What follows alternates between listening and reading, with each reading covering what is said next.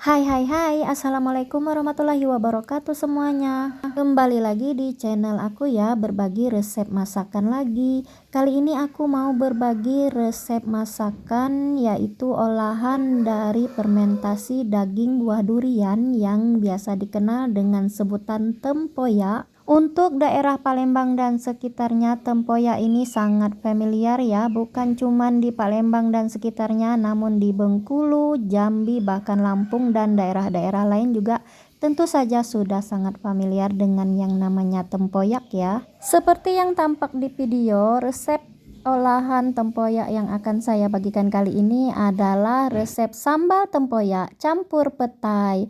Nah, ini dia untuk bahan utamanya, tentu saja tempoyak ya. Ini tempoyaknya itu kurang lebih 250 gram dan ini buatan saya sendiri. Jadi ini tempoyak dibuat dari durian yang masih bagus, alias durian yang belum busuk, masih sangat manis sekali rasanya dan juga harum sekali. Ini usia tempoyaknya itu kurang lebih sekitar 3 malam. Itu adalah waktu yang sangat pas ya untuk diolah. Jadi sudah ada rasa asamnya namun belum terlalu asam dan juga masih ada rasa manis dari duriannya.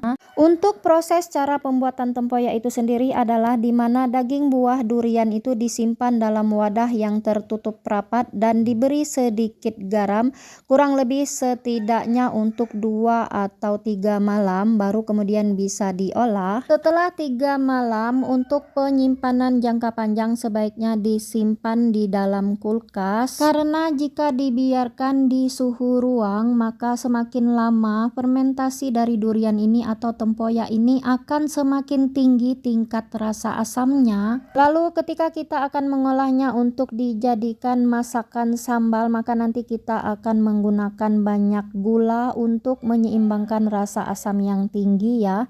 Nah, untuk tempoyak ini sendiri pada dasarnya adalah sebagai pengganti tomat ataupun pengganti asam jawa.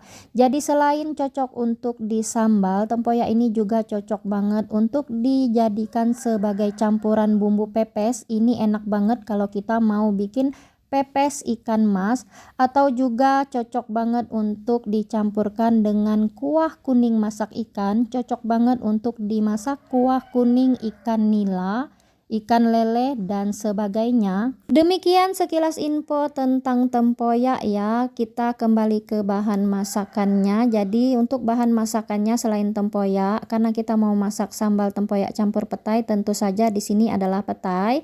Petai kurang lebih 2 papan, sesuaikan dengan kebutuhan masing-masing, atau jika tidak suka petai boleh di skip. Sementara untuk bumbu sambalnya itu sangat simple sekali. Jadi di sini kita hanya menggunakan cabai merah keriting dan bawang merah tanpa bawang putih sama sekali ya, karena bawang putih itu aromanya sangat kuat, nanti akan mengalahkan aroma khas dari tempoyaknya itu sendiri.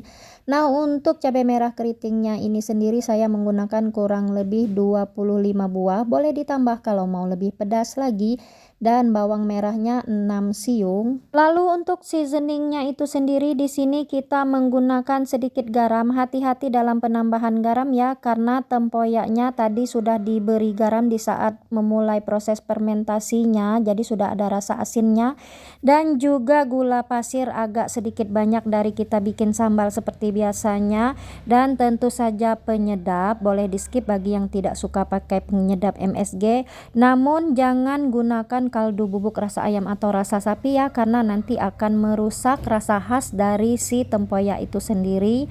Oke, langkah pertama sekarang di sini kita akan haluskan terlebih dahulu untuk cabai merah keriting dan bawang merahnya. Boleh dihaluskan dengan blender ataupun diulek, dan jangan lupa beri sedikit garam tadi ya. Lalu kemudian siap untuk kita tumis. Untuk menumisnya itu gunakan minyak secukupnya, sesuaikan dengan banyaknya bumbu, karena sambal tempoyak tidak enak ya kalau terlalu kebanyakan minyak, seperti layaknya kalau kita mau bikin sambal goreng.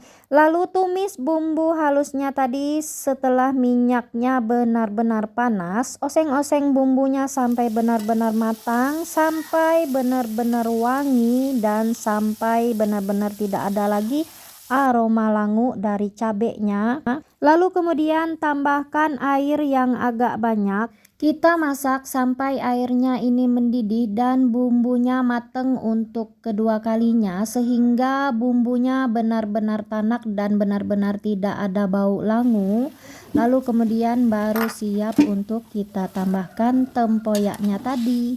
Setelah ditambahkan tempoyaknya, lalu kemudian aduk-aduk merata sampai tempoyaknya ini hancur dan tidak ada lagi yang menggumpal. Dan juga setelah tempoyaknya ditambahkan, sebaiknya apinya dikecilkan agar tidak mudah berkerak dan gosong. Ini kita masak terus sampai airnya itu benar-benar menyusut, sampai kembali mengental dan kadar airnya sudah hilang. Sekali lagi harus terus diaduk-aduk ya, agar tidak berkerak dan gosong. Dan ini sudah kelihatan ya, sudah kembali mengental dan kadar airnya tadi sudah benar-benar tidak ada. Lalu kemudian siap untuk kita tambahkan seasoningnya. Kalau kurang asin boleh ditambahkan garam lagi, dan kalau sudah cukup asinnya tidak usah ditambahkan garamnya. Lalu kemudian untuk penambahan gulanya sesuaikan juga dengan lidah masing-masing ya. Di sini saya hanya menambahkan kurang lebih 1 sendok makan munjung gula pasir, karena memang rasa tempoyaknya ini masih ada rasa manis-manis dari durian yang kita buat sebagai bahan dasar tempoyaknya tadi ya. Lalu setelah seasoningnya kita tambahkan, kita aduk-aduk rata perlahan, tetap gunakan api kecil ya, sampai sekiranya garam dan gulanya tadi dirasa sudah benar-benar larut. Lalu kemudian koreksi rasa jika rasanya sudah pas menurut teman-teman masing-masing. Lalu kemudian tambahkan petainya tadi. Aduk-aduk sampai semuanya tercampur merata, dan cukup sampai si petainya itu setengah layu saja ya, agar petainya masih terasa segar. Lalu kemudian terakhir tambahkan penyedap MSG-nya. Kembali aduk-aduk rata sampai MSG-nya ini larut dan tercampur merata. Setelah itu siap untuk kita hidangkan. Dan ini dia sambal tempoyak campur petai, pedas, asin, asam, manis ala aku hari ini. Ini juga cocok banget loh untuk dijadikan cocolan untuk teman makan kerupuk. Dinikmati dengan nasi panas ini enak banget. Plus ikan goreng, tahu goreng atau tempe goreng, atau bahkan telur dadar, cocok banget ya. Bagi penyuka tempoyak, ini aroma sambal tempoyak dicampur petainya ini seketika menggugah perut, menjadi lapar dan pengen makan ya. Oke, demikian untuk resep kita kali ini, yaitu sambal tempoyak campur petai, masakan khas Palembang. Semoga teman-teman onlineku semuanya berkenan. Semoga resepnya bisa bermanfaat dan menginspirasi. Terima kasih banyak untuk semua yang udah nonton, dan jangan lupa yang belum subscribe, bantu subscribe ya agar channel ini bisa lebih berkembang. Dan jangan lupa tekan tanda lonceng notifikasinya, serta like, komen, dan share ya jika berkenan. Sampai ketemu di video-video resep-resep masakan yang insya Allah bermanfaat berikutnya ya. Assalamualaikum warahmatullahi wabarakatuh. Bye bye.